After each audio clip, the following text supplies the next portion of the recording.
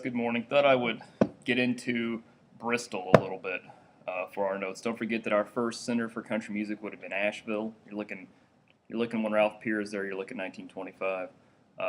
Your next center is going to be Bristol, and then your last center, of course, is going to definitely be Nashville. Modern day, of course, obviously. Just a few things to note: connections between Asheville and Bristol. One of your main connections is going to be Mr. Ralph Peer.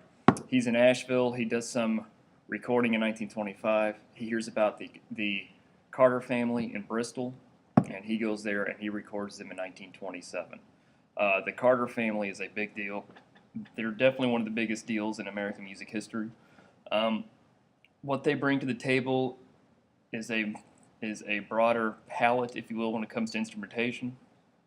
They bring vocal harmony to the table. It's like they become popular, if you will, because of those few things. Also, they become popular because they have pretty good financial backing. I mean, they do some recording for RCA Victor, which is a very, very big label back then, and they also do some recording for Decca a few years after that. Going back to instrumentation, what you need to know about is that when it comes to their guitar parts within their ensemble, there is a very unique thing that tends to happen. There's this technique called the thumb brush, and what that is when you put the melody and you bury it down in the bass line, which is odd. Usually the melody is at the top of the harmony. It's up here, then you have your chord structure down here, and then you have your bass line down below. Well, what they did is that they flipped that somewhat, and they put the melody down in the bass line. Pretty unique. So really what you're doing is you're helping to fill out sound, and you're helping to fill out harmony, and you could say rhythmic activity, if you will, within the ensemble. So that's what you do when you don't have very many people like playing guitar. So that's what they did.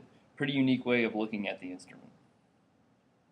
So once again, Carter family, 1927 in Bristol. Mr. Ralph Peer is there. Thumb brush, really, really good harmony, really, really good use of different palettes when it comes to instrument tones. They use things like an auto harp sometimes, things like that. Just different things that had not been common in Southern Appalachian popular music before that time. Cool. All right, guys. Thanks. I'll see you.